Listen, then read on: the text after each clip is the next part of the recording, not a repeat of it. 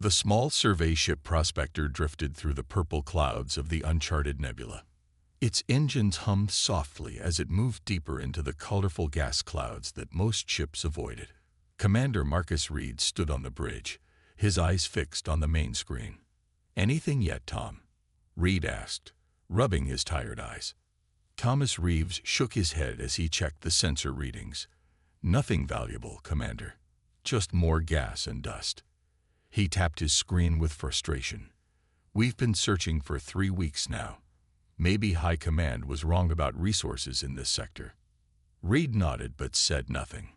Their mission was simple: find new materials to help the war effort.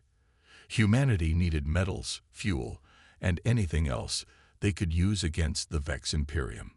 For 30 years, humans had been losing ground to these aliens. Each year, the Vex took another colony, another mining station, another piece of human space. "Wait," called Dr. Eliza Ward from her station. The engineer pointed at her screen. "I'm getting an odd reading about 20,000 kilometers to our port side." "More space junk?" Reed asked. "They have found plenty of that already." "No." Ward adjusted her instruments. "It's big, really big, and it's giving off a faint energy signature." "Put it on the main screen," Reed ordered. The screen flickered and zoomed in on a dark shape hidden within the nebula's gases. At first, it looked like an asteroid, but as the image cleared, everyone on the bridge fell silent. "That's a ship," whispered Dr. James Miller, the team's xenobiologist. "A human ship." Reed stared in disbelief.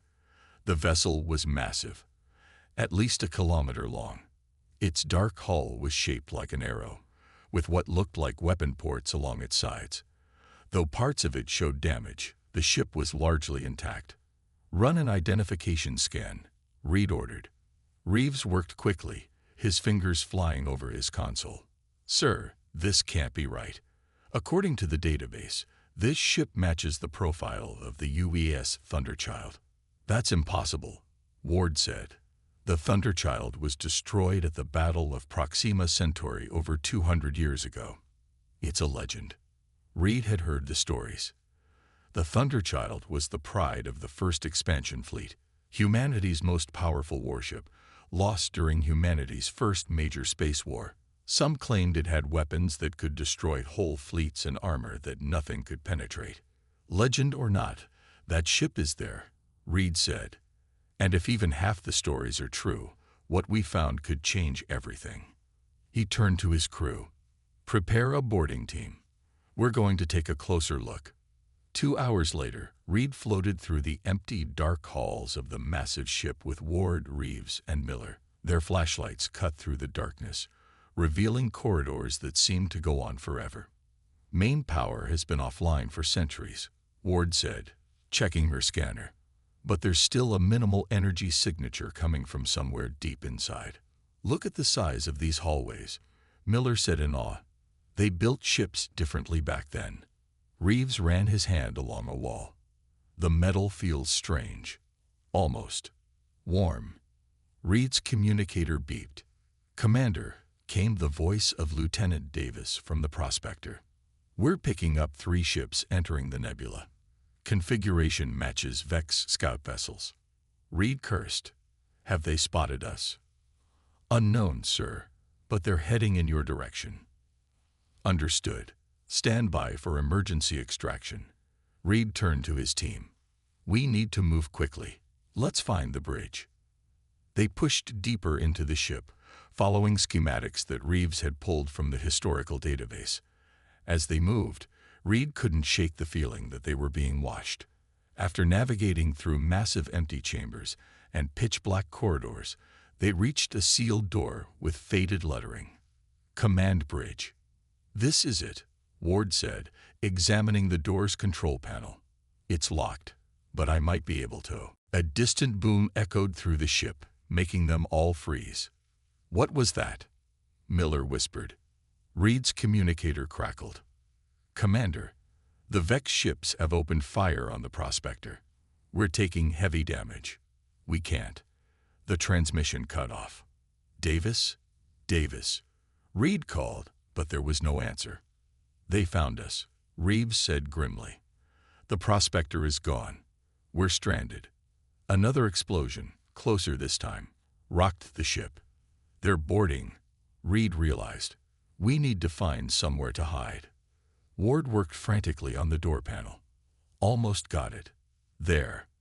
The ancient door slid open with a hiss, revealing a massive circular room filled with control stations, all dark and silent. In the center stood a raised platform with what looked like a captain's chair. They rushed inside, and Reeves sealed the door behind them. "We need weapons, a way to contact help, or a miracle," Reed said, scanning the bridge. "Look for anything useful." Ward moved to what appeared to be the main console. "Some of these systems might still work. Let me try to."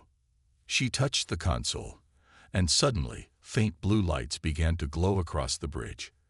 A soft hum grew around them as dormant systems stirred to life. "What did you do?" Reed asked. "Nothing. A holographic sphere appeared above the central platform, pulsing gently. When it spoke, its voice was deep and clear. "Unauthorized personnel detected on command bridge. Initiating security protocols." Miller stepped back. "Is that an eye?" "Atlas defense system online. Ship status: critical. Power levels: minimal. Crew count: 0. Time since last active duty: 217 years, 43 days, 7 hours. Reed stepped forward. "We're humans from the United Earth Fleet. We found your ship drifting." The blue sphere pulsed. "Scanning. Human life signs confirmed. Current military identification recognized. Status of the First Expansion War." Reed looked at his companions in confusion. The First Expansion War ended over 2 centuries ago. The sphere dimmed for a moment. "Processing historical data update. Current threat assessment required." "We're being hunted by Vex troops," Reed explained. "They destroyed our ship. They'll find us soon." "Vex Imperium forces detected aboard this vessel," Atlas confirmed. "Initiating minimal defense protocols with available power." Throughout the ship, they heard systems powering up. Lights flickered on in the bridge, and screens came to life, showing different areas of the ship where dark figures moved swiftly through the corridors. "What is this ship?" Reed asked. "The historical records say the UES Thunderchild was destroyed." "This is indeed the United Earth ship Thunderchild," Atlas replied. "Battle Dreadnought, Titan class. I am Atlas, the ship's command artificial intelligence. The Thunderchild was critically damaged, but not destroyed. Emergency protocols initiated a blind jump to prevent capture. After arrival in this nebula, all non-essential systems were shut down to preserve core functionality." A loud bang came from outside the bridge door. The Vex had found them. "Can you help us?" Reed asked desperately. "Can this ship still fight?" The blue sphere grew brighter. "The Thunderchild was built for one purpose, Commander Reed: to protect humanity. With minimal power, I can activate basic defense systems. With your assistance, I can do more." Another bang, louder this time. The door wouldn't hold much longer. "What do you need from us?" Reed asked. "Your authorization to awaken this ship," Atlas replied. "To bring the Thunderchild back to war." Reed looked at his team, then back at the glowing sphere. "Do it." The lights on the bridge grew brighter. Throughout the massive vessel, long dormant systems began to power up. The deck hummed beneath their feet. "Thunderchild awakening protocols initiated," Atlas announced. "And Commander, the stars will burn." The bridge of the Thunderchild hummed with increasing power as lights flickered on across the massive control room.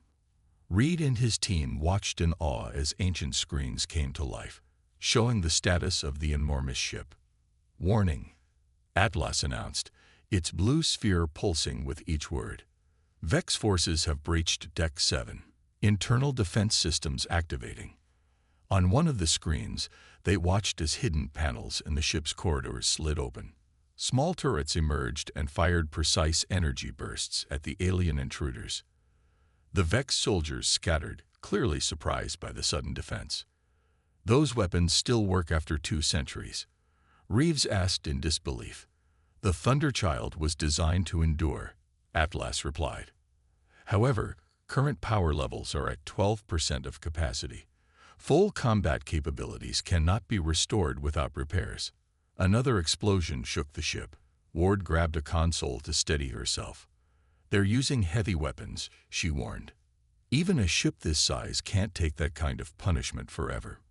Reed studied the ship's layout on a nearby screen. "Atlas, is there a way to get this ship moving? Can we escape?" "Main engines are offline," the AI responded. "However, maneuvering thrusters have minimal functionality. With proper authorization, I can activate the emergency jump drive, but it requires significant power redirection." Reed nodded. "Do it. What do you need from us?" "Dr. Ward must go to the engine control room to manually override safety protocols," Atlas explained, highlighting a path on one of the screens.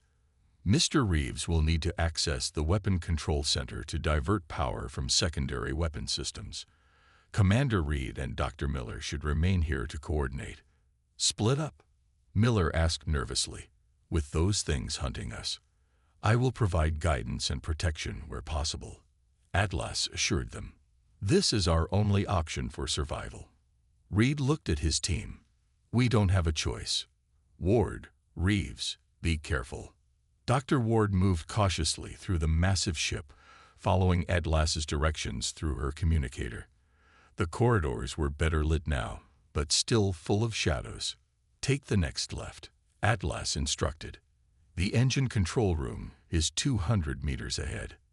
"Atlas," Ward said as she walked, "how did this ship survive?" "The history books say the Thunderchild was destroyed protecting civilian ships." "That was the official report," Atlas replied. "The truth is more complex. The Thunderchild was critically damaged in the battle.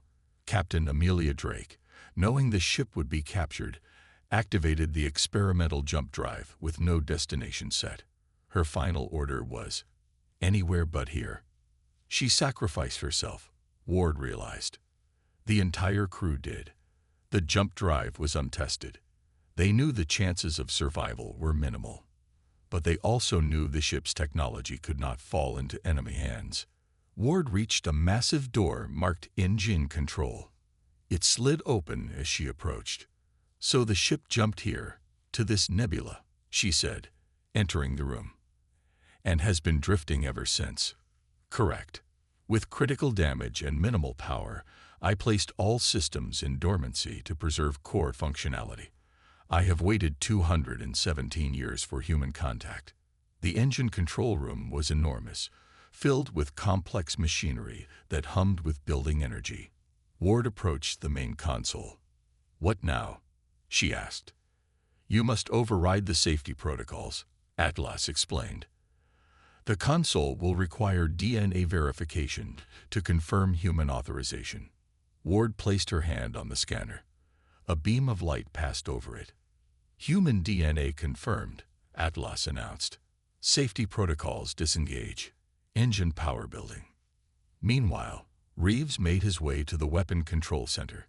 Unlike Ward, he hadn't been lucky enough to avoid the aliens. Twice he had to hide as Vex patrols passed by, their odd, clicking language echoing in the corridors. "You're almost there," Atlas guided him. "The Weapon Control Center is just ahead." "There are too many of them," Reeves whispered. "How did they get a boarding party this large on the ship so quickly?" "Scans indicate they have brought a cruiser alongside the Thunderchild," Atlas replied. "They are cutting through the hull in multiple locations. They're trying to take the ship," Reeves realized. "They want its technology." "That cannot be allowed," Atlas stated firmly. "The weapons systems of the Thunderchild are beyond anything in the current human arsenal. If the Vex obtain them, humanity will face extinction." Reeves finally reached the Weapon Control Center, a circular room with stations for what would have been dozens of weapons officers. Now it stood empty, with only the soft glow of reactivated screens. "What do I do?" he asked. "Access the main terminal. I need you to manually reroute power from the secondary weapon arrays to the jump drive." Reeves worked quickly, following Atlas's instructions. As screens showed power levels shifting, a sudden alarm blared. "Incoming Vex units," Atlas warned.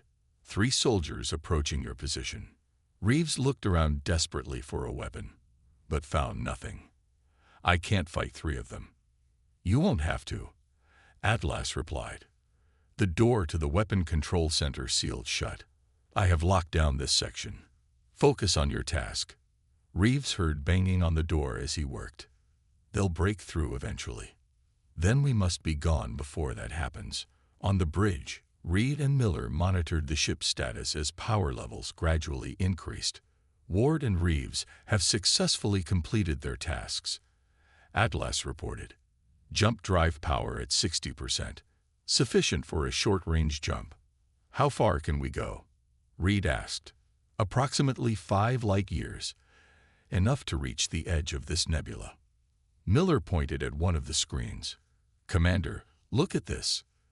The screen showed the Vex cruiser attached to the Thunderchild like a parasite. More alien soldiers poured into the human ship. "We need to go now," Reed decided. "Atlas, can you seal off the sections they've breached?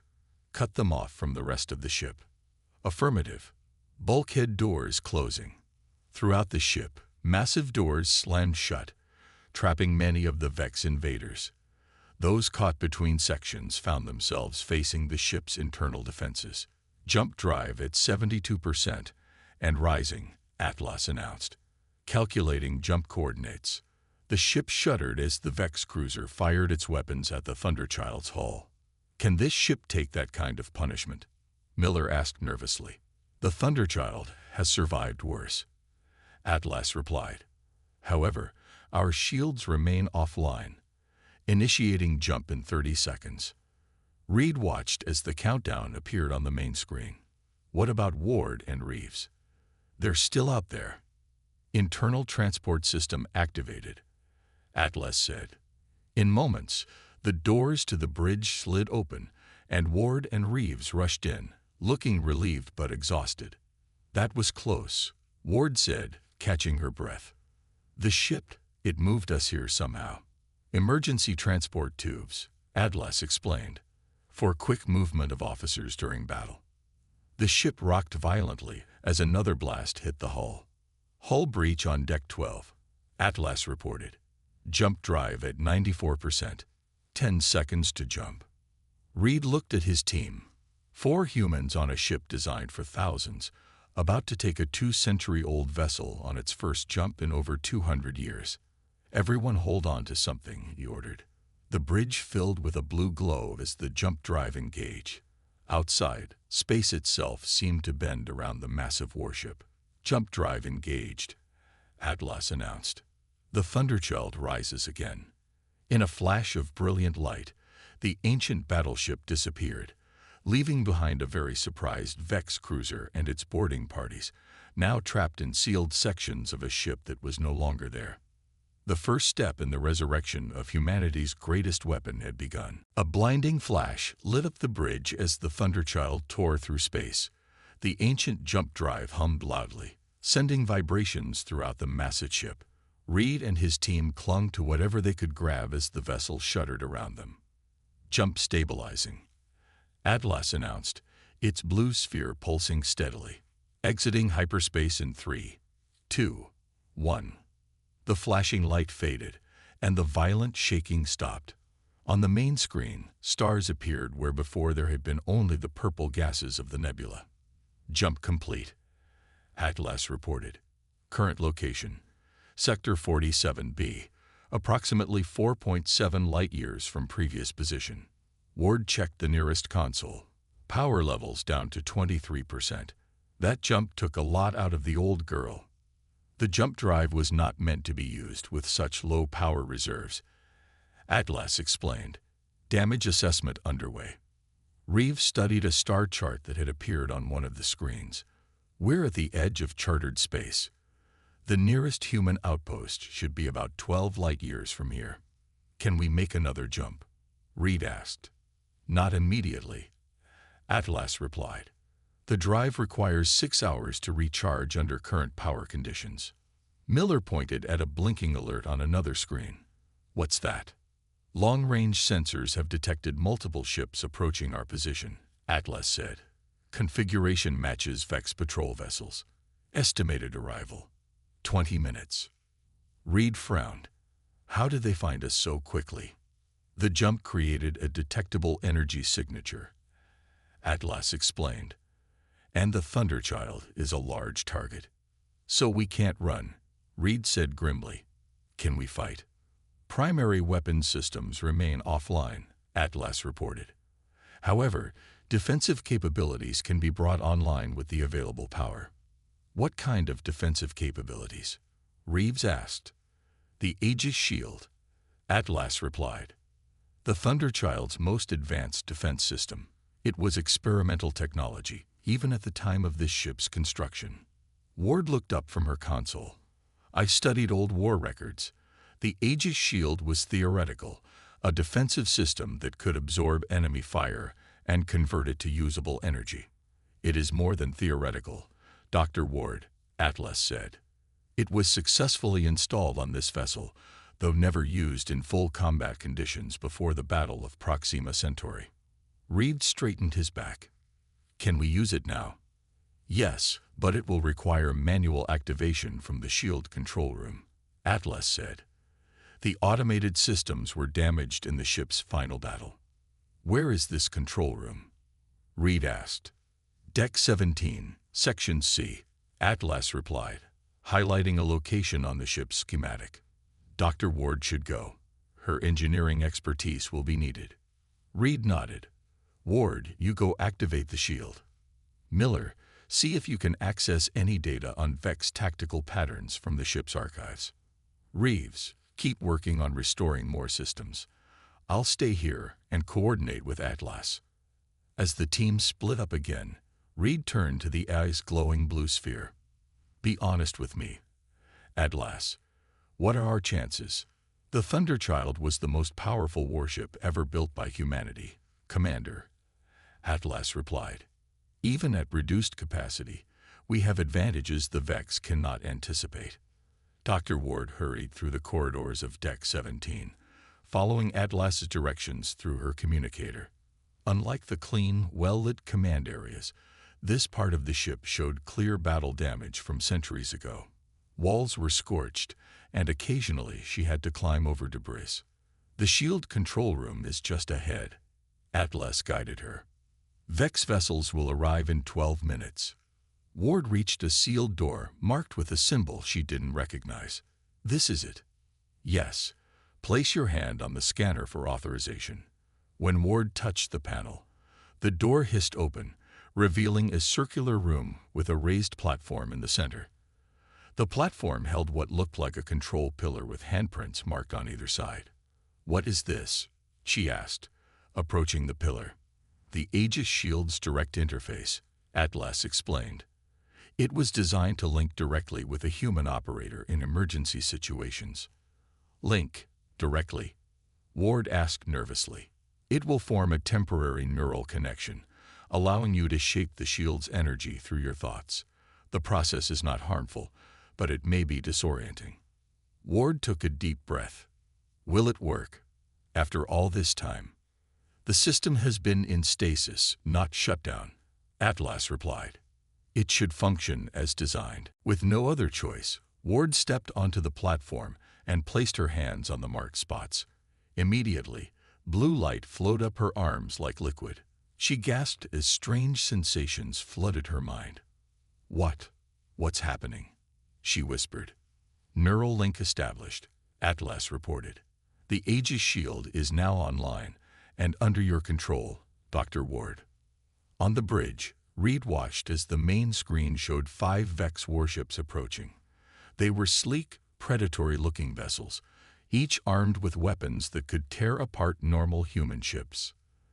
They'll be in firing range in 2 minutes, Reed reported. Miller looked up from his console. "Commander, I found something in the archives. Tactical data on early Vex encounters. Information we thought was lost when their homeworld was destroyed. Can it help us now?" Reed asked. "Maybe. According to this, Vex ships have a weakness at their engine exhaust ports. Their shields are thinnest there. Not much use without weapons," Reeves muttered. The ship's comm system activated. "Commander," Ward's voice came through, sounding strange and distant. "The shield is online. I can feel it. It's like nothing I've ever experienced." "Vex ships charging weapons," Reeves warned. "Atlas, can we hail them?" Reed asked. "Buy some time. Communications are functional, but inadvisable," Atlas replied. "Vex protocol is to open fire on human vessels without warning." As if to confirm this, bright beams of energy shot from the lead Vex ship, striking the Thunderchild's hull. Instead of the expected explosion, the point of impact glowed blue. Energy seemed to flow across the ship's surface like water. "Shield holding," Atlas reported. "Energy absorption at 12% and rising." More Vex ships fired, their weapons hitting the Thunderchild from different angles. Each impact created the same flowing blue energy across the ship's hull. "Dr. Ward, status," Reed called. "It's incredible," Ward responded, her voice filled with wonder. "I can feel their attacks. The shield is turning their energy against them. Power levels rising to 30, now 35%. Reed couldn't believe what he was seeing. The more the Vex fired, the stronger the Thunderchild became. "They're moving to surround us," Reeves reported. "Let them come," Reed said with growing confidence. "Atlas, are any weapon systems available now?" "Point defense turrets can be brought online with current power levels," Atlas replied. "Do it." Small turrets emerged from hidden ports along the Thunderchild's hull.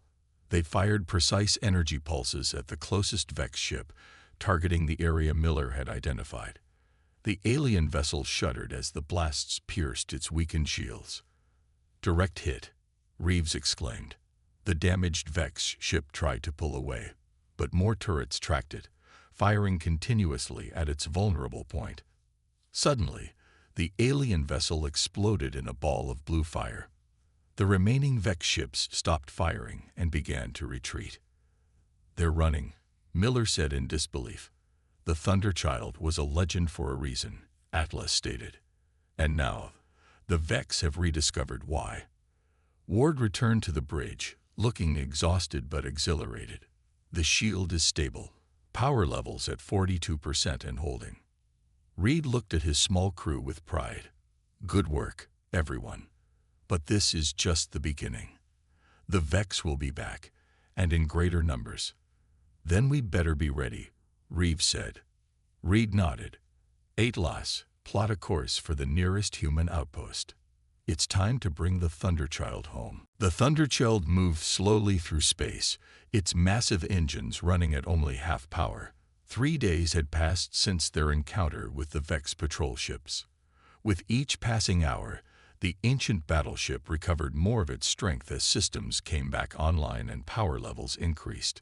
On the bridge, Reed studied the star chart displayed on the main screen. "How much longer until we reach Epsilon Outpost?" he asked. "Approximately 6 hours at current speed," Atlas replied, its blue sphere hovering steadily above the command platform.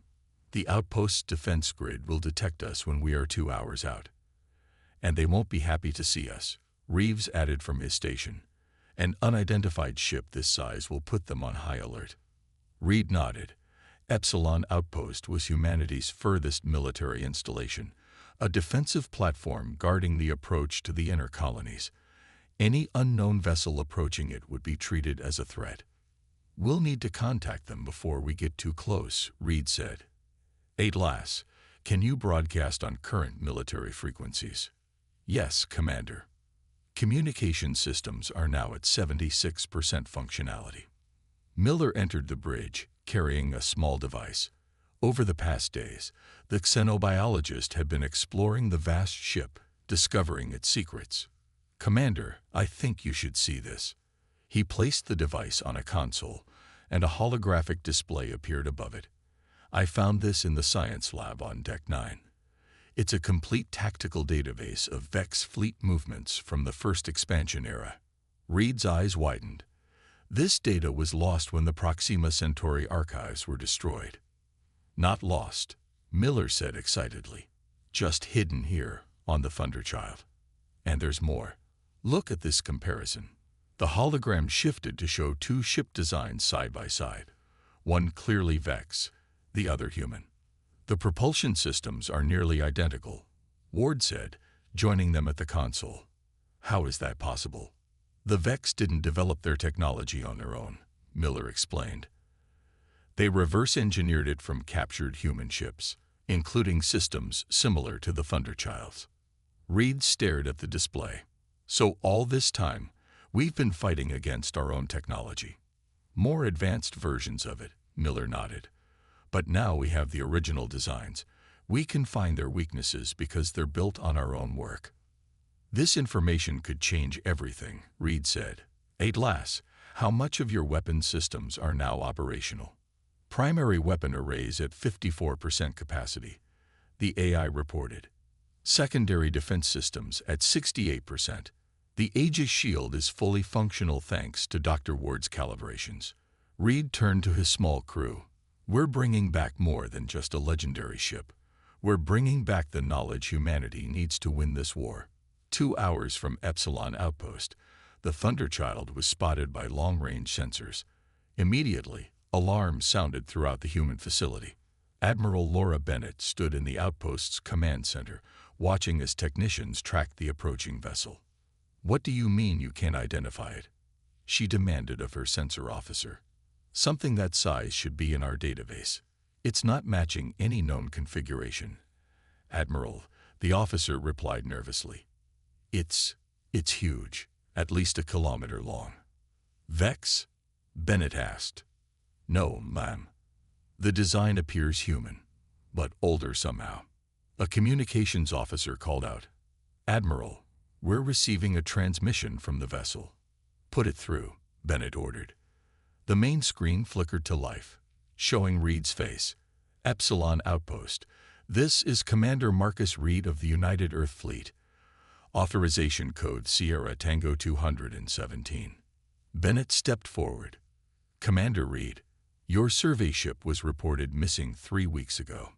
"My original ship was destroyed, Admiral," Reed replied. "But we found something else." He stepped back, allowing the camera to show more of the Thunderchild's bridge. "We're aboard the UES Thunderchild." A stunned silence fell over the command center. "That's impossible," Bennett finally said. "The Thunderchild was lost 2 centuries ago." "Not lost, Admiral. Just waiting to be found. Request permission to dock for repairs and crew transfer."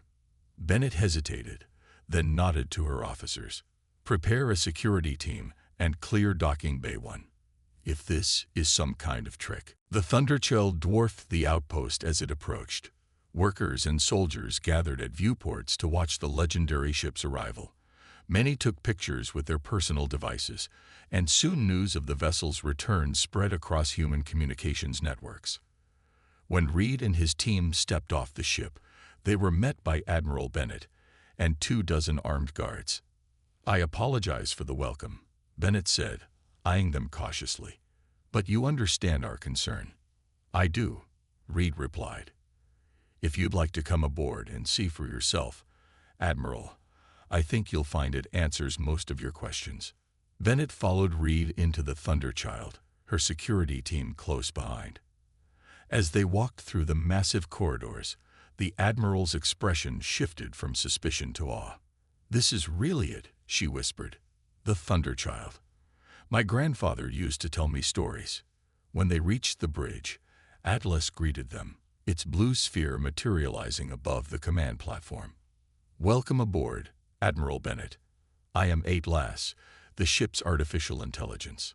Bennett approached the hologram cautiously. "How has this ship survived all these years?" As Atlas explained the Thunderchild's history, engineers from the outpost began examining the vessel's systems. Word of the ship's return traveled quickly, and within hours, the highest levels of Earth Command knew of the discovery. High Command is sending a battle group to escort you to Earth, Bennett told Reed later that day. They're calling this the most significant discovery in 50 years of war. Reed nodded. The ship is important, but what's inside it may be even more valuable. He showed her the tactical data Miller had found. The Thunderchild isn't just a weapon. It's the key to understanding Vex technology. This could change everything, Bennett said, examining the data. There's something else you should know, Reed added. Atlas will only accept commands from me and my team. It's part of the ship's security protocols. It won't recognize any authority but ours. Bennett frowned. That could be a problem. High Command will want control of the ship. They can try. Atlas's voice came from nearby. But the Thunderchild was designed with safeguards against forcible commandeering. Captain Drake's final orders were explicit. The ship chooses its crew. Bennett looked between Reed and the AI's hologram. This will cause complications. Perhaps, Reed agreed. But right now, we have a bigger problem. Long-range sensors detected a large Vex fleet massing near the New Terra colony. They're preparing for a major assault. New Terra has minimal defenses, Bennett said gravely. If it falls, the Vex will have a clear path to Earth. Reed looked around at the bridge of the mighty warship. Then perhaps it's time for the Thunderchild to return to battle. Your crew consists of 4 people, Bennett pointed out. You can't operate a ship this size in combat. We've managed so far, Reed replied. But you're right. We'll need help. He turned to the Admiral. Can you provide experienced officers? Bennett thought for a moment, then nodded. I can give you a skeleton crew, my best people. Good, Reed said. Atlas, set course for New Terra. It's time for the Vex to learn that humanity has remembered how to bite back. The Thunderchild moved through space with renewed purpose, its engines glowing bright blue against the darkness. The ancient battleship was no longer alone. 6 human warships surrounded it, forming a protective escort as they approached the New Terra colony. On the bridge, Reed sat in the captain's chair, watching the main screen with steady eyes. Around him, the bridge buzzed with activity. Admiral Bennett had provided 30 experienced officers to help operate the massive vessel, though Reed and his original team maintained key positions. New Terra defense perimeter in range, Reeves reported from the tactical station. Colony sensors have detected us. Open a channel, Reed ordered. The screen changed to show the face of General Mark Wilson, commander of New Terra's defense force. His expression was grim. Admiral Bennett informed me you were coming, Commander Reed, Wilson said. I hope that old ship has more than just stories to offer. The Vex fleet will arrive in less than 3 hours. How many ships? Reed asked. 47 at last count. 3 times the size of our defense fleet. Reed nodded. The Thunderchild will hold the center of your formation. Have your ships follow our lead. Wilson looked skeptical, but nodded. We'll take all the help we can get, even from ghosts. When the transmission ended, Ward approached Reed. Our power levels are at 89%. It's not perfect, but it's the best we can do without a proper refit. It will have to be enough, Reed replied. Atlas, what's the status of the Prometheus array? The AI's blue sphere appeared beside him. The Prometheus array is operational at 76% capacity. However, I must remind you that this weapon system was never field-tested. What exactly is the Prometheus array? Bennett asked. She had insisted on joining them for the battle. Miller answered from his science station. According to the ship's database, it's a network of artificially created gravitational lenses. Theoretically, it can capture and redirect energy, even stellar energy. In simpler terms, Reed explained, it can turn the enemy's weapons against them, on a massive scale. Bennett's eyes widened.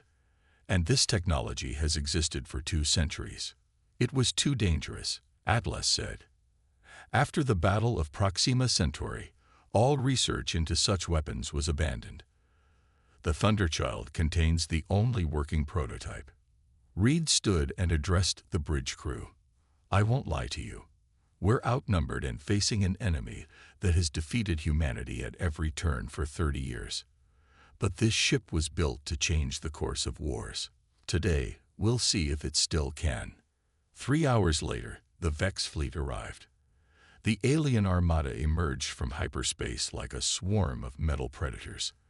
Their ships were sleek and deadly, arranged in attack formation around a massive central vessel, the Vex command ship. They're twice the size we expected. Wilson's voice came through the comm system. His ships formed a defensive line in front of the colony. Hold position. Reed ordered calmly. Let them come to us. The Thunderchild floated at the center of the human formation, its kilometer-long hull dwarfing even the largest human warships. For several minutes, nothing happened as the two fleets faced each other across the void. They're scanning us, Miller reported, paying special attention to the Thunderchild. They're trying to figure out what we are, Reed said. Suddenly, the Vex ships began to move. Their formation split into 3 attack groups, moving to surround the human fleet. They're trying to flank us, Reed warned. Let them, Reed replied. Atlas, activate the Aegis shield. Full coverage. Shield activated, Atlas confirmed. A blue glow spread across the Thunderchild's hull, gradually extending outward to encompass the nearby human ships. What are you doing? Bennett asked. Sharing our protection, Reed explained. The shield can extend to cover nearby vessels. On the battlefield, the Vex fired first. Hundreds of energy beams struck the blue shield surrounding the human ships. Instead of explosions, the points of impact glowed brightly as the shield absorbed the energy. Shield holding, Ward reported, power levels rising with each hit. Return fire, Reed ordered. The Thunderchild's weapon ports opened, revealing rows of energy cannons that had remained hidden for centuries.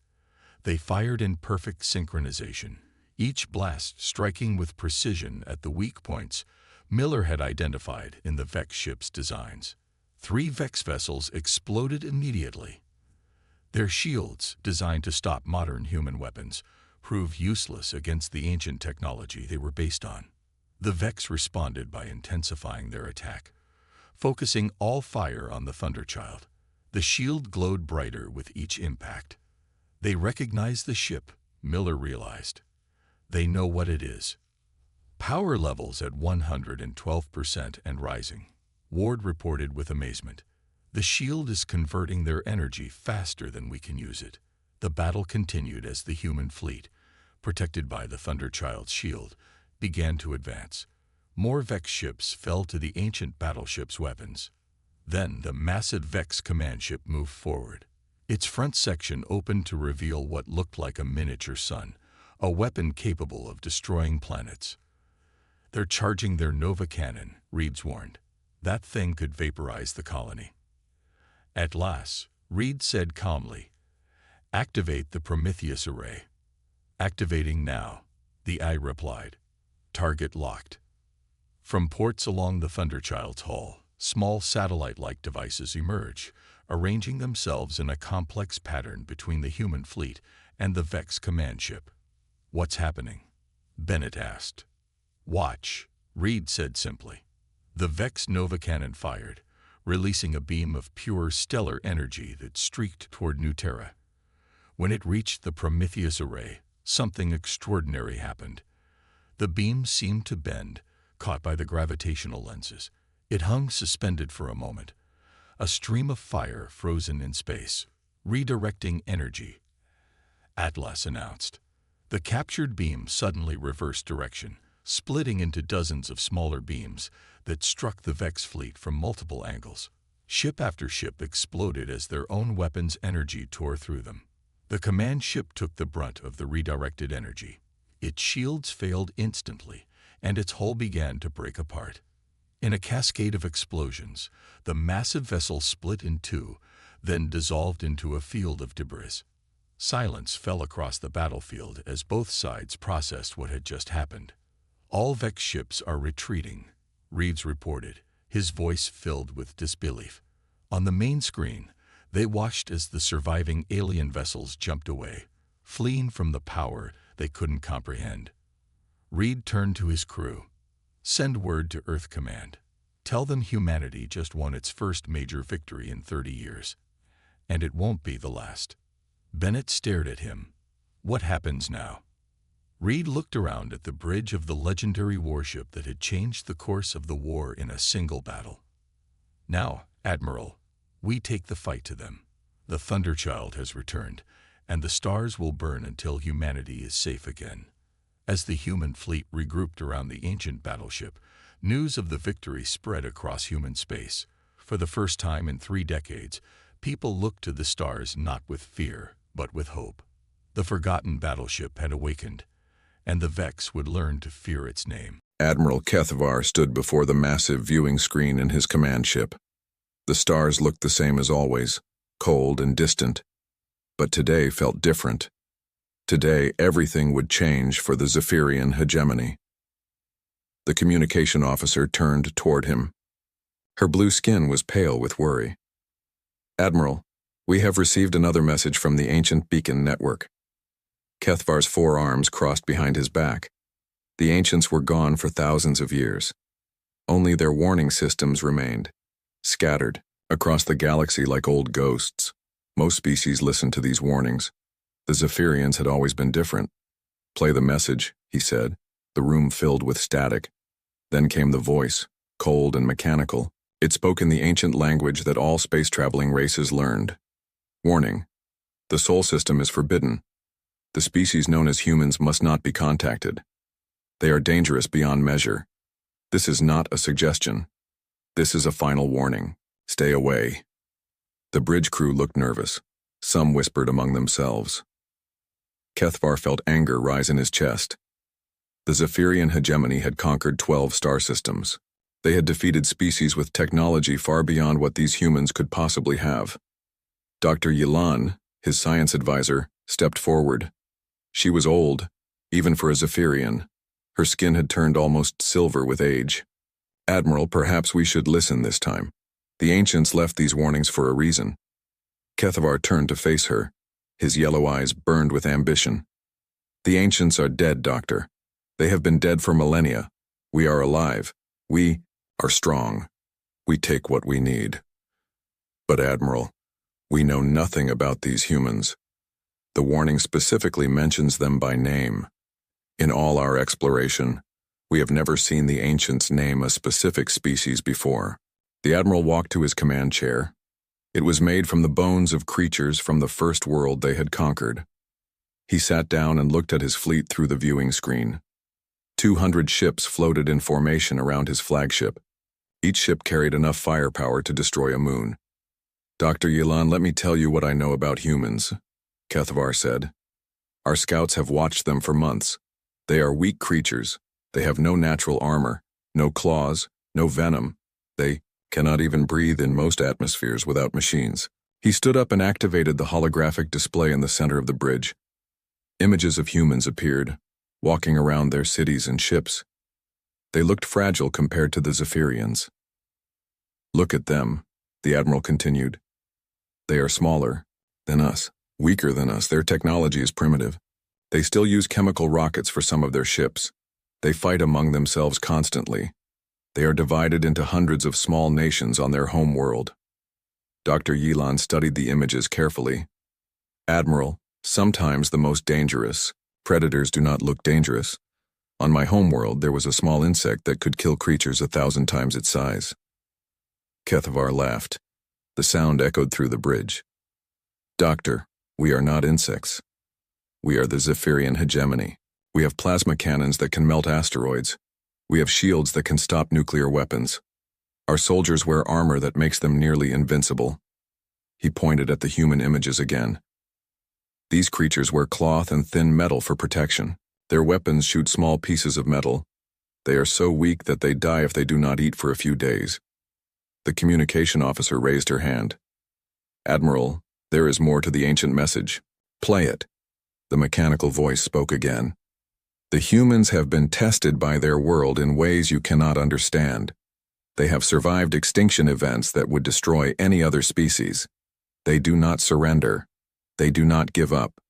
They will follow you to the ends of the galaxy if you threaten their young. This is not about strength. This is about something much more dangerous. Kethvar waved his hand dismissively. Fear tactics from a dead civilization. They probably made these warnings about every species they encountered. Dr. Yilan shook her head. Admiral, our historical records show that the ancients only left specific warnings about 3 species in the entire galaxy. One destroyed itself in a civil war before we could contact them.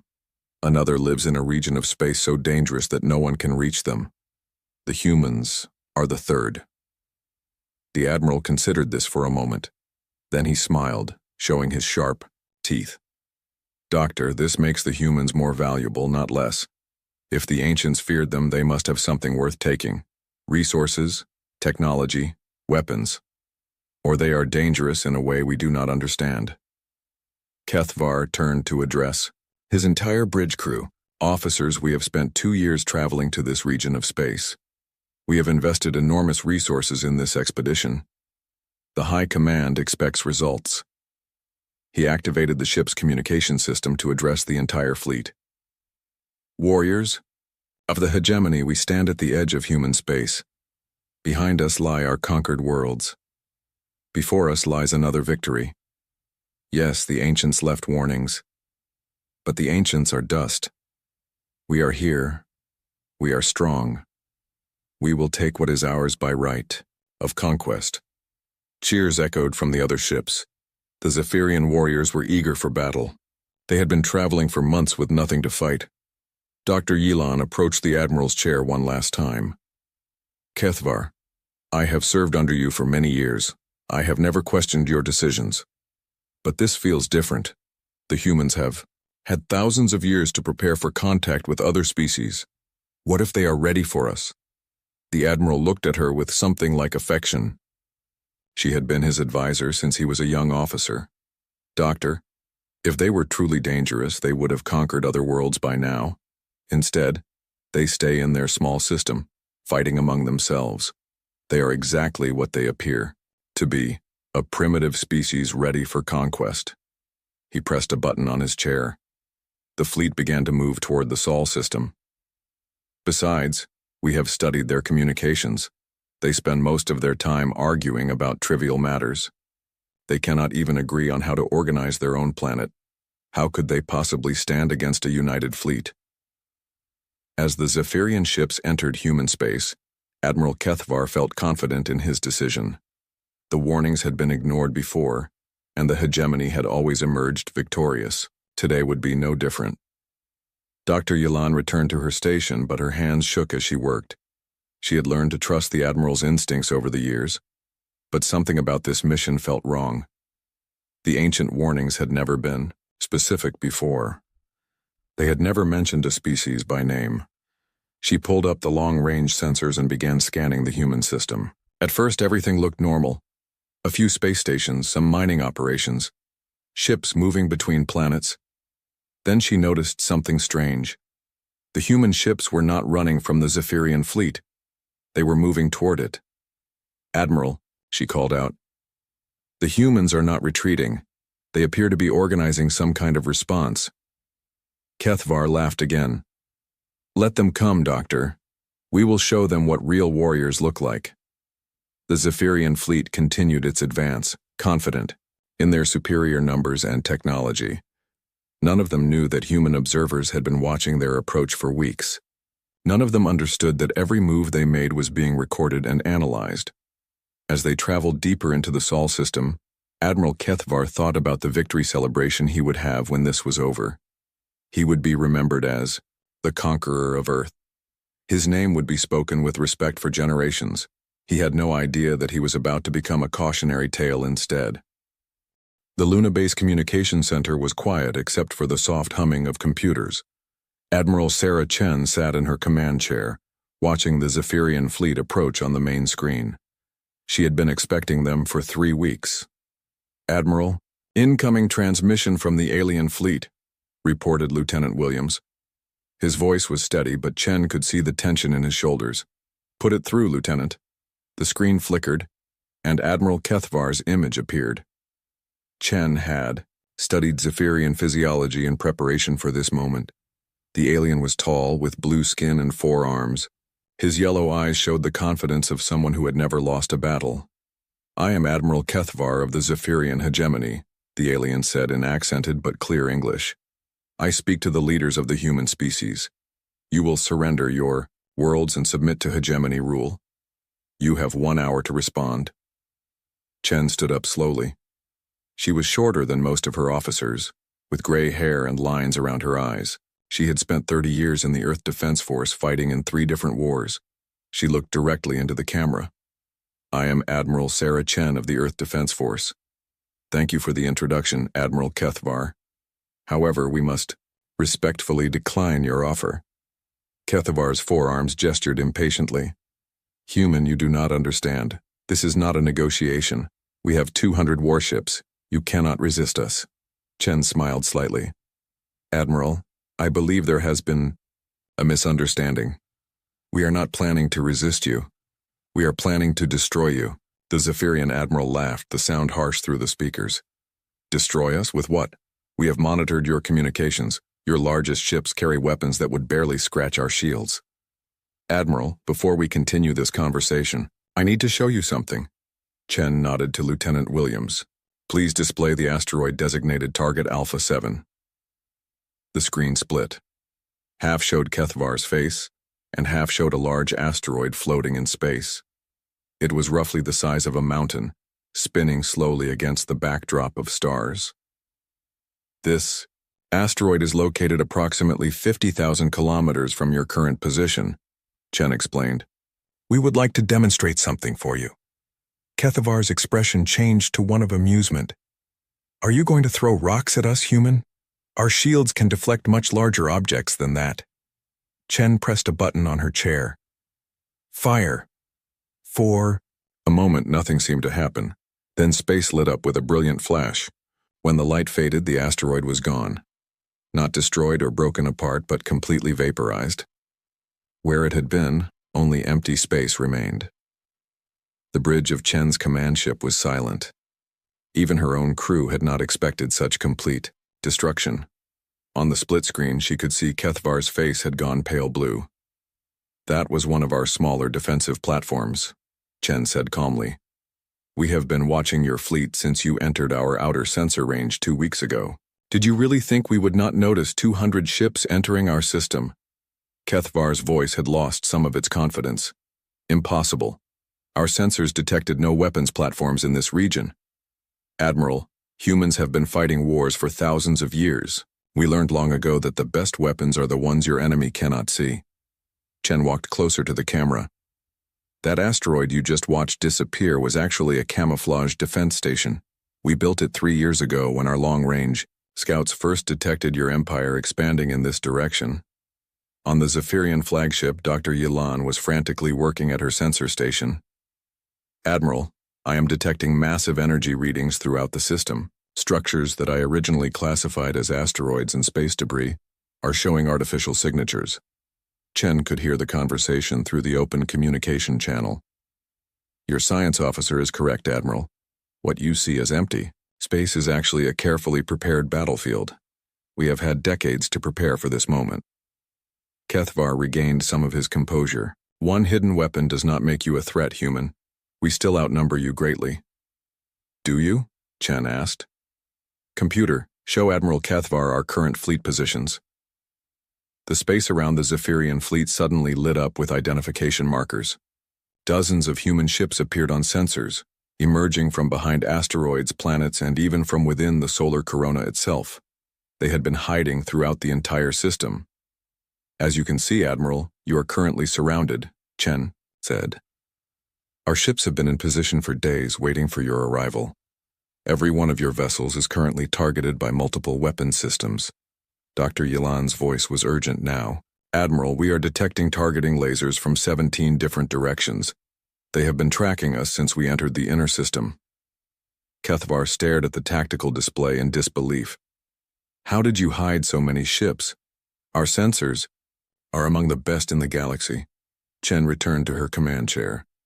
Admiral, let me explain something about humans. We are very good at three things: hiding, fighting, and dying for what we believe in. Your species conquers worlds through superior technology and numbers. We survive through cunning and determination. She gestured to the tactical display. Every human ship you see has a crew that volunteered for this mission. They know the odds. They know some of them will not survive. They do not care. Do you know why? Kethvar was silent, staring at the overwhelming tactical situation his fleet now faced. Because you threatened our home, Admiral.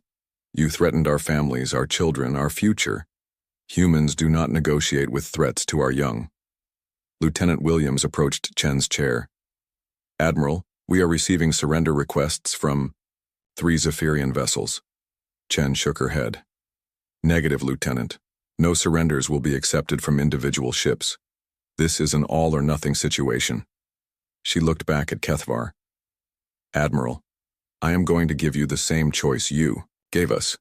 You have 1 hour to withdraw your entire fleet from our system. If you do not, we will destroy every single ship.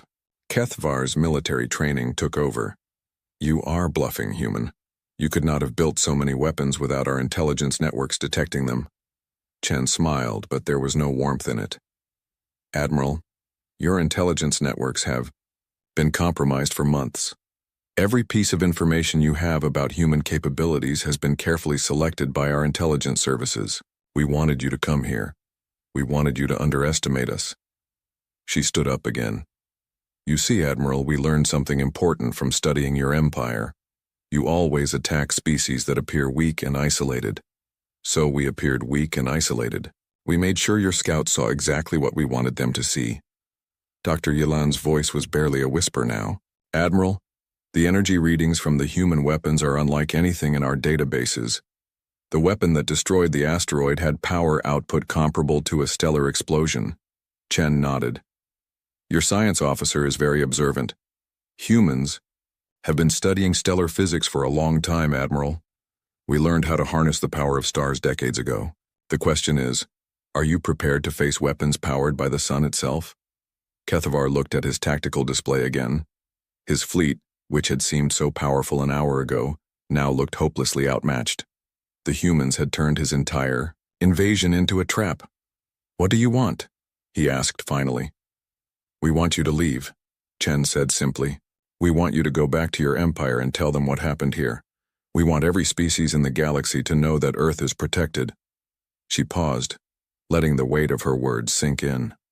But most importantly, Admiral, we want you to understand that this was us being merciful. We could have destroyed your fleet the moment you entered our system. We chose to give you a chance to leave with your lives. Kethvar was quiet for a long moment.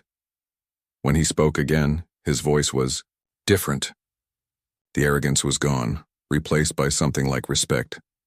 Admiral Chen, if we withdraw, how do we know you will not pursue us? Chen's expression softened slightly. Because, Admiral, we are not conquerors. We are defenders. We do not want your worlds or your resources. We want to be left alone to live our lives in peace. She walked back to the camera. But understand this. If any ship from your empire ever threatens human space again, we will not be so generous. We will not give warnings. We will not offer chances to withdraw. We will simply destroy you. The communication ended. On Luna Base, Admiral Chen turned to her communications officer. Lieutenant, send a message to all fleet commanders. Maintain current positions but do not engage unless fired upon.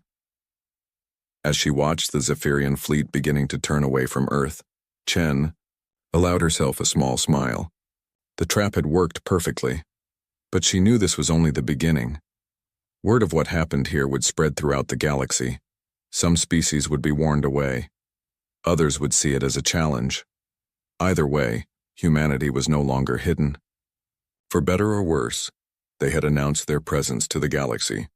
Admiral Kethvar stood in his private quarters staring at the tactical reports scattered across his desk. 3 weeks had passed since the humiliating encounter at Earth. His fleet had withdrawn, but the shame burned in his chest like acid. "Doctor." Yilan entered without knocking, something she had never done before. Her silver skin looked almost white with exhaustion. "Admiral, we need to talk."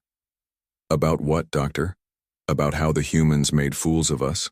About how our intelligence was completely wrong."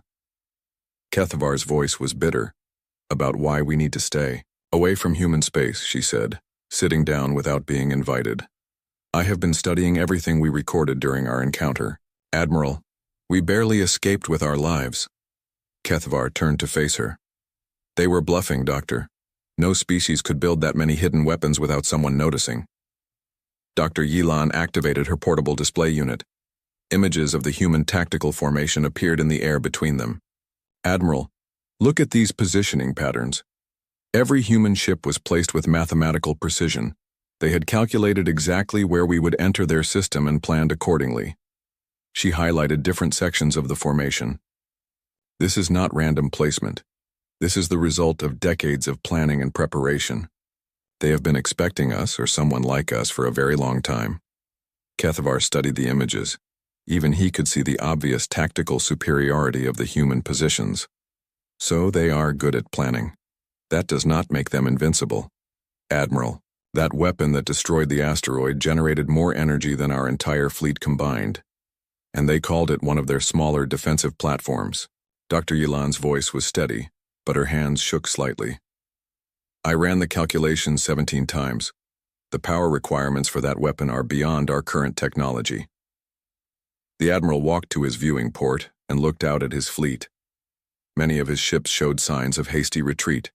Some had been damaged when they tried to probe human defenses during their withdrawal. "Doctor, what are you suggesting? That we abandon our expansion into this region of space because one species has better weapons than expected?" Dr. Yilan stood up and joined him at the viewing port. "Admiral, I am suggesting that we listen to the ancient warnings. The humans are not just another species to be conquered. They are something else entirely." She activated another display, showing intercepted human communications. "I have been analyzing their language patterns and cultural references. Admiral, these creatures have been fighting wars continuously for their entire recorded history.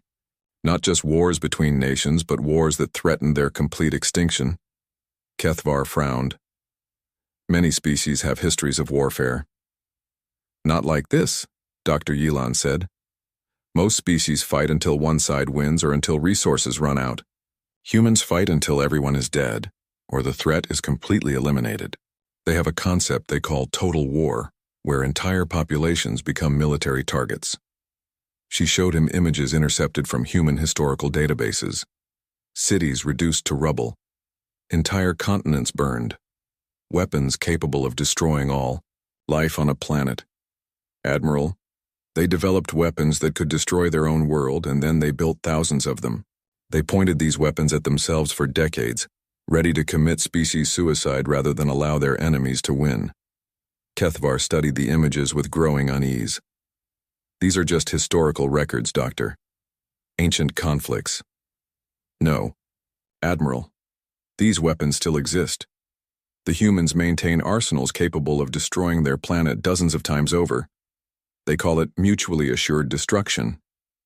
They are so comfortable with the idea of extinction that they use it as a peacekeeping strategy." Dr. Yilan activated another set of files. "I also intercepted their military training protocols. Admiral, human soldiers are taught that surrender is acceptable only to protect civilians. Military personnel are expected to fight until death." She showed him videos of human military exercises. Soldiers advancing through simulated nuclear battlefields, training scenarios where entire units sacrifice themselves to complete missions, combat drills practiced in environments that would kill most species instantly. "Look at their training, Admiral. They practice fighting in conditions that would incapacitate our warriors immediately. Extreme heat, toxic atmospheres, radiation, levels that would be lethal to us. And they do this routinely." Kethavar was quiet for a long moment. "Doctor, you are describing a species of madmen." "No, Admiral. I am describing a species that evolved on a world trying to kill them. They call their planet a death world, and they are not exaggerating. Dr. Yilan pulled up geological data about Earth.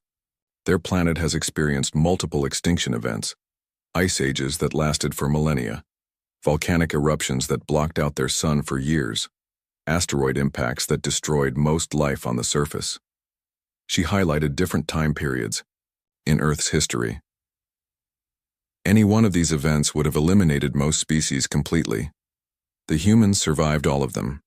Not just survived, but adapted and became stronger. Kethavar looked at the data with growing concern. How do you know all this? Because they broadcast it freely, Admiral. They are proud of their survival. They study their own near extinctions and learn from them. They have entire scientific disciplines dedicated to understanding how to survive planetary disasters. Dr. Yilan activated one final display. But this is what worries me most, Admiral. I intercepted their military strategic planning databases. They have detailed invasion protocols for every type of terrain and environment imaginable. The display showed human military manuals, desert warfare, jungle warfare, urban combat, space battles, underwater operations, combat in vacuum, fighting on high-gravity worlds, battles in toxic atmospheres. Admiral, they have tactical manuals for fighting in conditions that most species cannot even survive in. They plan for every possible scenario, including complete orbital bombardment of their own positions. Kethavar felt a chill run through his body. They plan to fight even if their own worlds are destroyed? Yes, Admiral. They have contingency, plans for continuing military operations from asteroids, from deep space, even from generation ships if their entire system is lost. Dr. Yilan's voice was barely above a whisper. They have planned for the possibility that they might need to fight a war that lasts for centuries. The Admiral sat down heavily in his chair. Doctor, what kind of species thinks like this? A species that has been tested by extinction and refused to die, she replied. Admiral, I believe the ancient warnings were not about human technology or military strength. They were about human psychology. She pulled up the intercepted communication from Admiral Chen again. Listen to how she spoke to us. No fear, no anger, just calm determination. She was not bluffing about destroying our entire fleet. She was stating a simple fact. Kethavar replayed the conversation in his mind. The human admiral had spoken about destroying his fleet the way most people discussed routine maintenance. Doctor, what do you recommend? Dr. Yilan looked out at the stars. Admiral, I recommend we return to hegemony space and report that this region is unsuitable for conquest. We tell High Command that the humans possess defensive capabilities beyond our current technology, and if High Command orders us to attack anyway. Dr. Yilan was quiet for a long moment. Then we follow orders, Admiral. But we should request additional fleets. Many additional fleets. Kethavar stood up and walked back to the viewing port. In the distance, he could see the edge of human space. It looked peaceful from here. Empty. Harmless. Doctor, how many ships do you think we would need to successfully invade human space? Dr. Yilan ran calculations on her display unit. Based on what we observed, Admiral, I estimate we would need at least 10 times our current fleet size, possibly more. 10 times? Kethavar could not hide his shock. That would require half the entire hegemony navy. Yes, Admiral, and that assumes the humans do not have additional defensive capabilities that they did not reveal to us. The Admiral thought about the conversation with Admiral Chen. The human had specifically mentioned that they were being merciful. What did that mean? What were they not showing? Doctor, in your professional opinion, what would happen if we attacked the humans with our current force? Dr. Yilan did not hesitate. We would lose, Admiral. Not just lose the battle, but lose the entire fleet. I do not believe any of our ships would survive. Kethavar nodded slowly. For the first time in his military career, he was facing an enemy that he could not defeat through superior numbers or technology. The humans had turned the concept of warfare into something he did not understand. Set course for hegemony space. Doctor, we need to report to High Command immediately. As the Zephyrian fleet turned away from human territory, Admiral Kethavar could not shake the feeling that they had just encountered something that would change the galaxy forever. The humans were not just another species to be conquered or avoided. They were something entirely new. High Commander Zethrall stood before the assembled war council in the great hall of the hegemony homeworld. His massive form dominated the room, 8 feet tall with 4 powerful arms and skin that had turned deep blue with age and authority. Around the circular table sat the most powerful military leaders in Zephyrian space. Admiral Kethavar finished his report and stepped back. The silence in the room was heavy with tension. Finally, High Commander Zethrall spoke. "Admiral, you are telling this council that 200 warships retreated from a single star system because the enemy destroyed one asteroid?" Kethavar kept his eyes focused straight ahead. "High Commander, the tactical situation was untenable. We were completely surrounded by hidden weapons platforms and enemy vessels. Our intelligence had been compromised for months." General Voxhan, commander of the hegemony ground forces, laughed harshly. "Surrounded by humans? These creatures have no natural weapons. They cannot survive in most environments without artificial assistance. You retreated from prey animals." Dr. Yilan stepped forward. "General, may I present the tactical analysis?" The holographic display activated, showing the human defensive formation. The assembled commanders studied the positions in silence. "As you can see," Dr. Yilan explained, "the humans had achieved complete tactical superiority before we even knew they were there. Every approach vector was covered. Every escape route was blocked." Admiral Korthvan, commander of the Eastern Fleets, examined the display closely. This level of coordination suggests advanced planning and communication systems. How long had they been preparing for our arrival? Based on the positioning and construction of their hidden platforms, at least 3 years, Dr. Yilan replied, "Possibly longer." High Commander Zethrall studied the display with growing interest. "Show me the weapon that destroyed the asteroid." Dr. Yilan activated the recording. The assembled commanders watched as the mountain-sized rock simply vanished, in a flash of light. "Energy output analysis indicates power levels exceeding anything in our current weapons database," she reported. "The humans achieved complete matter conversion. No debris remained." The room was quiet for several minutes. Finally, General Voxhan spoke. "One powerful weapon does not make them invincible. We have faced advanced technology before." "High Commander," Zethrall held up one of his 4 hands for silence. "Admiral Kethavar, in your professional opinion, could our current fleet defeat the human defenses?" Kethavar hesitated. His military career depended on his answer, but his life might depend on his honesty. "High Commander, I believe we would suffer catastrophic losses, possibly total fleet destruction." "Unacceptable," declared Admiral Korthvan. "The hegemony has never retreated from inferior species. Our reputation throughout the galaxy depends on our military supremacy." Dr. Yilan activated another display. "With respect, Admiral, I am not certain the humans are inferior. Our analysis of their intercepted communications reveals disturbing information about their capabilities." She showed the commanders examples of human military doctrine, images of weapons testing, records of their wars, training footage of human soldiers. "These creatures have been fighting continuously for their entire recorded history," she explained. "They have developed military tactics and weapons specifically designed for total warfare." General Voxhan examined the human military footage with interest. "They appear to be competent warriors, but they are still physically weak compared to our soldiers." "General, physical strength may not be relevant," Dr. Yilan said. "Observe their tactical preferences." The display showed human soldiers using explosives to destroy bridges while they were still standing on them, pilots flying aircraft into enemy targets, infantry advancing through artillery bombardments that would kill most species instantly.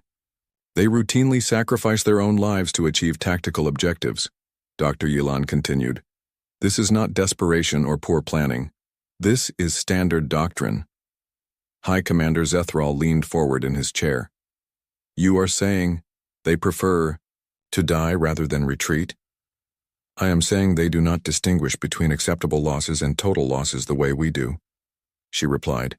They calculate military objectives based on strategic value, not survival rates. Admiral Korthvan shook his head. Suicidal behavior is a sign of inferior reasoning. It makes them predictable and easy to defeat. Dr. Yilan activated another recording. Admiral, this is from their historical archives, a military action they call the Battle of Thermopylae. The display showed ancient human warriors facing an enemy force dozens of times larger.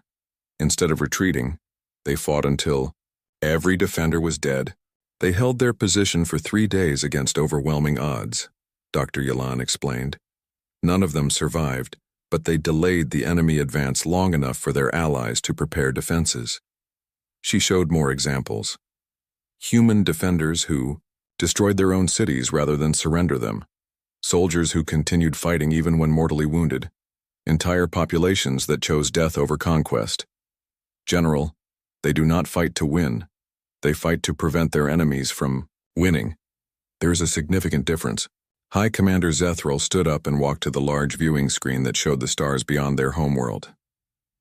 Dr. Yilan, what is your assessment of human psychology?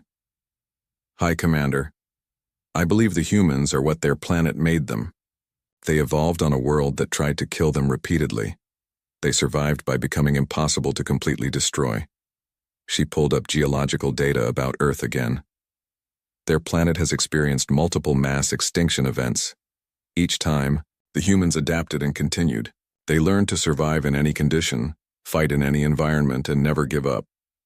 General Voxhan studied the data carefully. Doctor, are you suggesting that we cannot defeat them? I am suggesting that defeating them and eliminating them are two different objectives, she replied. We might win battles, but they will continue fighting until they are all dead, or we are all dead. Admiral Korthvan activated his own tactical display. Even if that is true, we have superior numbers. The hegemony controls 12 star systems. How many worlds do the humans control? 1 system, Admiral. But population analysis indicates they have over 7 billion individuals. The number caused stunned silence in the room. Most Zephyrian worlds had populations in the millions. The humans had more people in one system than the entire hegemony. 7 billion warriors? General Voxhan asked quietly.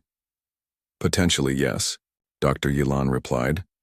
Their historical records show that they mobilize entire populations during existential conflicts. Men, women, children, elderly, all become part of the war effort. High Commander Zethral returned to his chair. Show me more of their weapons. Dr. Yilan displayed human nuclear arsenals, chemical weapons, biological warfare agents, orbital, bombardment systems, weapons designed to destroy entire planets. High Commander, they have developed weapons specifically designed to eliminate all life on a world, including their own world. They call these weapons doomsday devices, and they maintain them in active status. She showed launch facilities and missile silos. They have enough nuclear weapons to destroy any planet multiple times over, and they have demonstrated willingness to use them. Admiral Kethvar spoke up. High Commander, during our encounter, the human admiral mentioned that they were being merciful. I believe they could have destroyed our entire fleet before we even knew they were there. Why did they not attack immediately? Asked General Voxhan. Dr. Yilan considered the question. Based on their behavioral patterns, I believe they wanted to send a message. They wanted us to return home and warn others to stay away. High Commander. Zethral was quiet for a long time, studying all the data. Finally, he spoke. Council, I am faced with a difficult decision. We can attack the humans with overwhelming force and likely achieve victory, but the cost would be enormous. He stood up again. Or we can accept that some regions of space are not worth conquering. Admiral Korthvan protested. High Commander, if we retreat from one inferior species, others will see weakness. Our entire empire could be threatened. Admiral, if we attack the humans and lose half our fleet, our empire will definitely be threatened, the High Commander replied. I must consider all possibilities. He turned to Dr. Yilan. Doctor, what would happen if we simply left the humans alone? Based on their behavioral patterns, they would likely continue to ignore us unless we threaten them directly. she replied. They appear to be primarily defensive in nature. General Voxhound slammed his fist on the table. Defensive? They have weapons capable of destroying planets. Yes, General, but they have had those weapons for decades and have never used them for conquest. They could have expanded into neighboring systems long ago, but they chose not to. High Commander Zethral made his decision. Admiral Kethvar, you will take a fleet of 1,000 ships to human space. You will demonstrate hegemony strength and demand their surrender. Kethvar felt his blood turn cold. High Commander, I respectfully request additional support. Dr. Yilan's analysis suggests, Admiral, you have your orders. We cannot allow one species to dictate terms to the hegemony, regardless of their capabilities. As the War Council dispersed, Dr. Yilan approached Admiral Kethvar. Admiral, I will prepare detailed tactical analysis for the fleet commanders. But I must warn you, I do not believe 1,000 ships will be enough. Kethvar looked out at the stars where his fate waited. Doctor, I do not believe 10,000 ships would be enough, but orders are orders. 2 weeks later, the largest fleet in hegemony history departed for human space, carrying over 1 million Zephyrian warriors to what many of them believed would be their final battle. Admiral Sarah Chen stood in the war room beneath Luna Base, surrounded by holographic displays showing enemy fleet positions. The Zephyrian armada was massive, 1,000 ships arranged in perfect formation, advancing steadily toward Earth. It was the largest invasion force humanity had ever faced. Admiral, long-range sensors confirm fleet composition, reported Captain Martinez. Heavy battleships, carrier vessels, and what appear to be planetary bombardment platforms. Chen studied the tactical display calmly. Around her, dozens of officers worked at their stations, coordinating the defense of human space. The atmosphere was tense but controlled. Everyone knew what was at stake. Captain, activate Protocol 7, Chen ordered. Captain Martinez hesitated. Ma'am, are you certain? Protocol 7 has never been tested in actual combat. Captain, we are facing extinction. This is exactly what Protocol 7 was designed for. Chen's voice was steady, but her eyes showed the weight of her decision. Throughout human space, hidden installations began to power up. Weapons platforms that had been disguised as asteroids and space debris revealed their true nature. Manufacturing facilities buried deep inside moons began producing war materials at an incredible rate. On Mars, General Thompson received the activation order in his underground command center. All units, this is not a drill. Repeat, this is not a drill. Protocol 7 is now active. The red planet's surface began to change. What had appeared to be mining operations were actually weapons emplacements. Massive railguns emerged from beneath the Martian ice caps. Launch facilities opened to reveal missiles designed for interplanetary warfare. In the asteroid belt, mining station Gamma 7 shed its disguise. The facility had never been a mining operation at all. It was a weapons factory, capable of producing antimatter warheads and kinetic projectiles. Workers who had spent years pretending to be miners revealed their true nature as military engineers and weapons specialists. Admiral Kethvar watched these developments with growing dread from his flagship. Dr. Yilan worked frantically at her sensor station trying to understand what they were seeing. Admiral, energy readings throughout the human system are spiking beyond our measurement capabilities, she reported. Structures that registered as civilian installations are showing military-grade power signatures. Kethvar studied the tactical display. The humans had somehow hidden an entire military infrastructure throughout their system. Every planet, every moon, every major asteroid was revealing weapons installations. How is this possible? He asked. Our intelligence indicated this was a peaceful system focused on trade and exploration.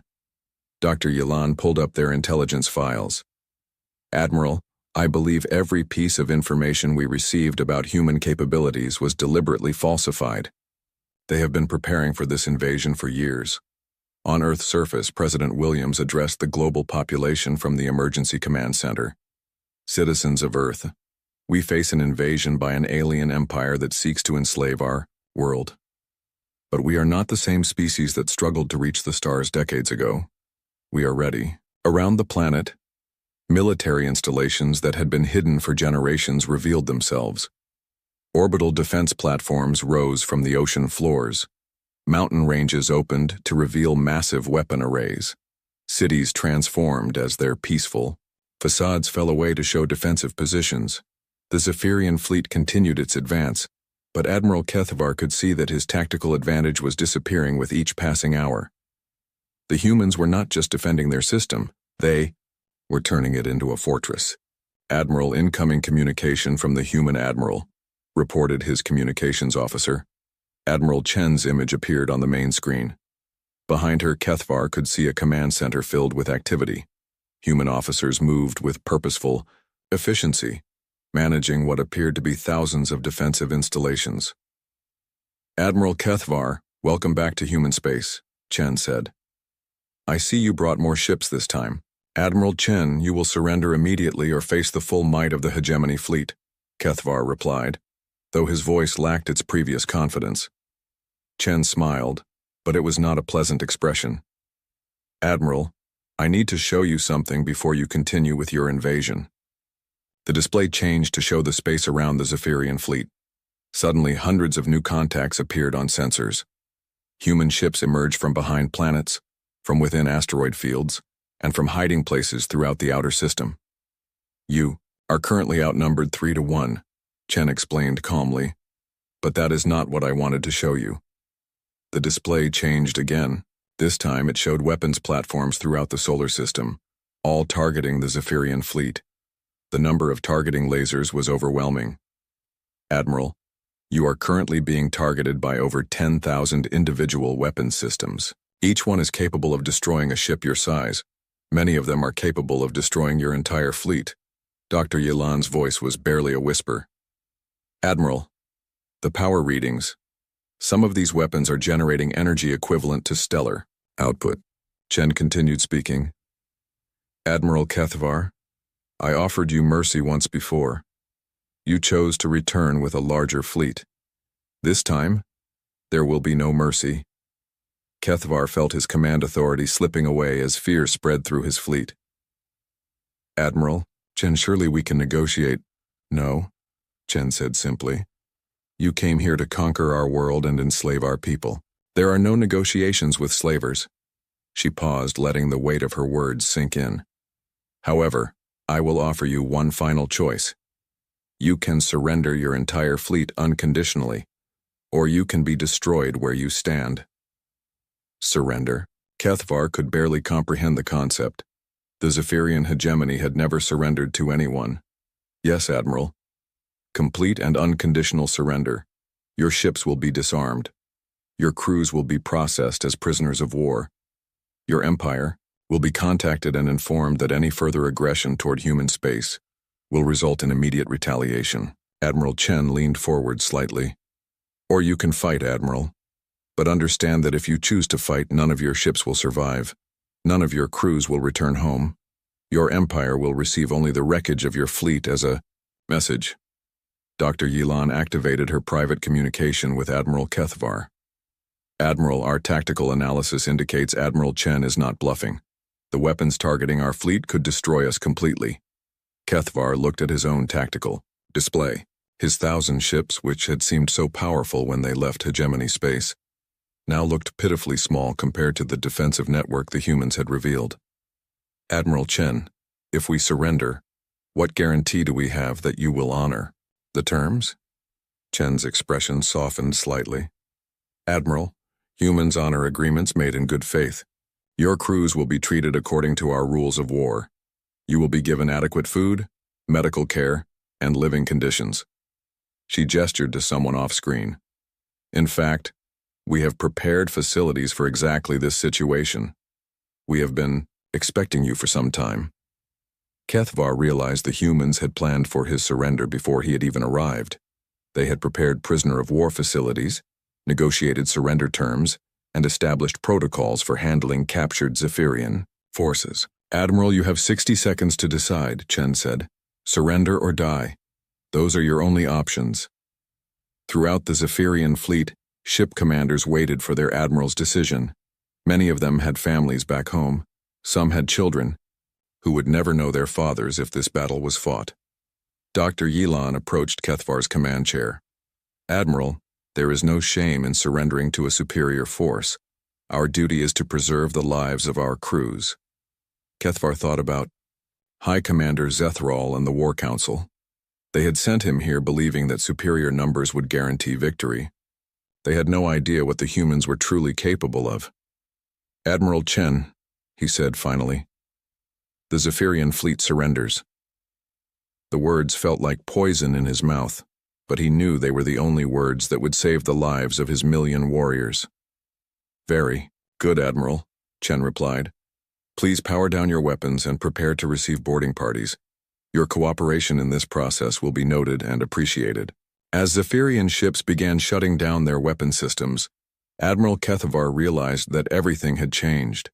The humans were not just another species to be conquered or avoided. They were the new power in this region of space, and the hegemony would have to learn to live with that reality. 6 months had passed since the surrender of the Zephyrian fleet. Admiral Kethvar sat in his quarters aboard the human prison ship Redemption, staring out at Earth through the reinforced viewing port. The blue and green world looked peaceful, from space, nothing like the fortress it had revealed itself to be. The door chimed and Admiral Sarah Chen entered. This had become a weekly routine, informal conversations between the two commanders. Kethvar had learned to respect the human, Admiral, even if he did not understand her. "Admiral Kethvar, how are you adjusting to the new quarters?" Chen asked, taking a seat across from him. The accommodations were better than many military barracks Kethvar had lived in during his career. Clean, comfortable, with access to entertainment and communication systems. The humans had been surprisingly generous with their prisoners. "Well enough, Admiral Chen, though I confess I do not understand your people." Chen poured herself coffee from a thermal container she had brought. The smell reminded Kethvar of his first taste of human culture. Everything about these creatures was different from what he had expected. "What puzzles you most?" she asked. Kethvar gestured toward Earth. "You had weapons capable of destroying my entire fleet before we even fired a shot. You could have ended the battle in minutes. Instead, you gave us chances to surrender, treated our wounded, provided comfortable imprisonment for our crews." Chen sipped her coffee thoughtfully. "Admiral, what would destroying your fleet have accomplished?" "Victory, complete elimination of the threat to your world." "And what would happen next?" Chen asked. "Your high command would send another fleet, then another. Eventually, we would have to destroy your entire civilization to ensure our safety." Kethvar frowned. "Is that not what conquerors do?" Chen set down her coffee and looked directly at him. "Admiral, we are not conquerors. We are defenders. There is a crucial difference." She activated a small display unit and showed him images of human history. "My species has seen what happens when powerful civilizations believe conquest is their right. We have been conquerors ourselves and we have learned from our mistakes." The images showed human wars throughout history, empires rising and falling, cities destroyed and rebuilt, millions of lives lost to the ambitions of leaders who believed might made right. "We learned that conquest creates more enemies than it eliminates," Chen continued. "Every world you conquer has children who grow up planning revenge. Every species you enslave will eventually find a way to fight back." Kethvar studied the historical images. "But you defeated us completely. You could rule this region of space, if you chose." Chen laughed, a sound that Kethvar had learned to appreciate. "Admiral, we have no interest in ruling anyone. We have enough trouble governing ourselves." She showed him more recent images. Human colonies, space stations, research, facilities. "We are explorers, Admiral. We want to learn about the universe, discover new worlds, meet new species. Conquest would interfere with those goals." "Then why did you build such powerful weapons? Why prepare for war if you do not intend to fight?" Chen's expression became serious. "Because sometimes, Admiral, the only way to preserve peace is to be prepared for war. We built those weapons to protect ourselves, not to threaten others. She stood and walked to the viewing port. Do you know what we discovered when we first detected your empire expanding in this direction? Kethvar shook his head. We studied your history, your methods, your treatment of conquered species. Chen's voice carried a note of sadness. We learned that you enslaved entire populations, stripped worlds of their resources, destroyed cultures that had existed for thousands of years. She turned back to face him. Admiral, we could not allow that to happen to us. So we prepared. Kethvar was quiet for a moment. Admiral Chen, what will happen to my crews, to my empire? Chen returned to her seat. Your crews will remain here until we can negotiate a proper peace treaty with your high command. They will be treated well, given useful work, and allowed to communicate with their families. She paused. As for your empire, that depends on your high command's response to our proposed agreement. Kethvar leaned forward. What agreement? Chen activated another display, showing a detailed document. A non-aggression pact. Your empire agrees to respect human territorial boundaries. We agree to respect yours. No conquest attempts in either direction. And if High Command refuses? Chen's expression hardened. Then we will be forced to take more aggressive defensive measures. Kethvar studied the treaty terms.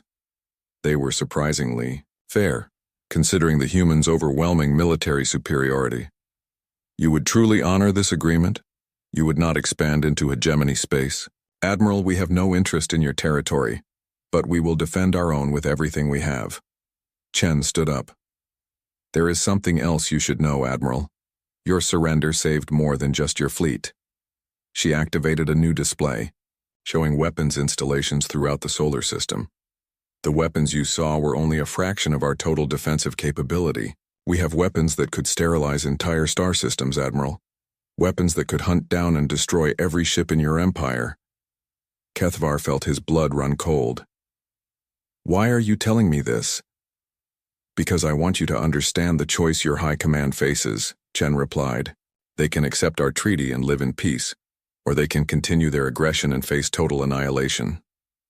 She walked back to the viewing port. Admiral, humans have a saying, peace through strength.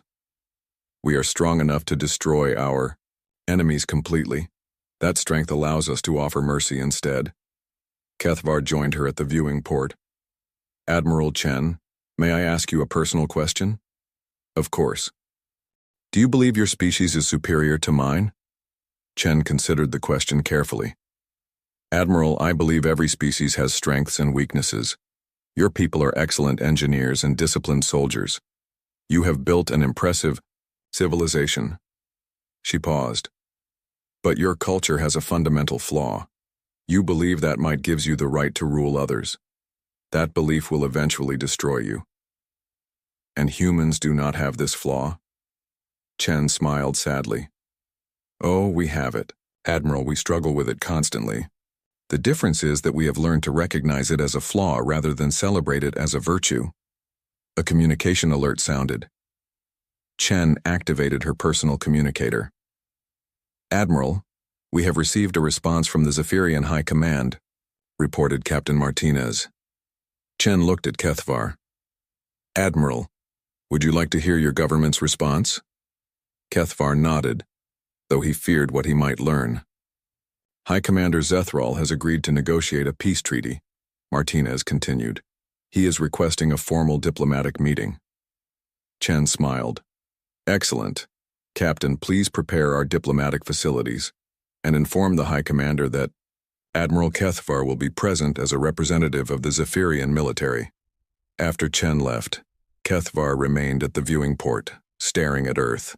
In 6 months of imprisonment, he had learned more about humans than years of intelligence, reports had taught him. They were not the primitive prey species his empire had believed them to be. They were something far more dangerous, a species that had learned to combine overwhelming military power with restraint and wisdom. Dr. Yilan entered his quarters, carrying a datapad filled with her latest research. Admiral, I have been analyzing human cultural and historical data, she said. I believe I understand why the ancients warned against contact with this species. Kethvar turned from the viewing port. Explain.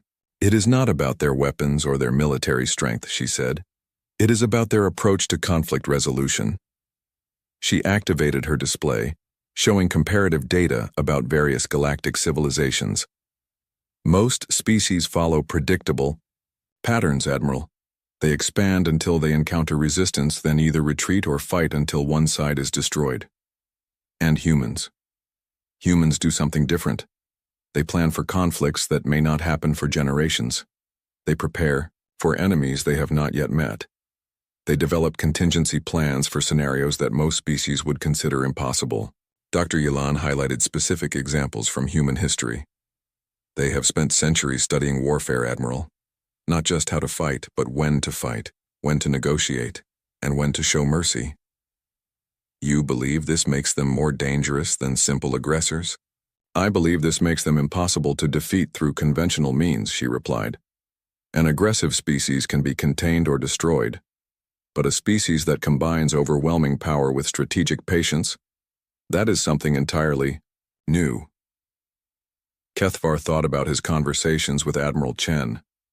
The human had demonstrated exactly the kind of strategic thinking Dr. Yilan described. Doctor, what do you believe will happen during the peace negotiations? Dr. Yilan was quiet for a moment. Admiral, I believe the humans will offer us something we have never had before, which is a chance to evolve beyond conquest, a chance to become something better than what we are. 2 weeks later, Admiral Kethvar stood beside Admiral Chen as they watched High Commander Zethral's ship dock with the human diplomatic station. The peace negotiations were about to begin, and the future of both species hung in the balance. As the Zephyrian leader emerged from his ship, Kethvar realized that everything his empire had believed about strength and conquest was about to change. The humans had taught him that true power lay not in the ability to destroy enemies, but in the wisdom to turn them into allies. The galaxy would never be the same.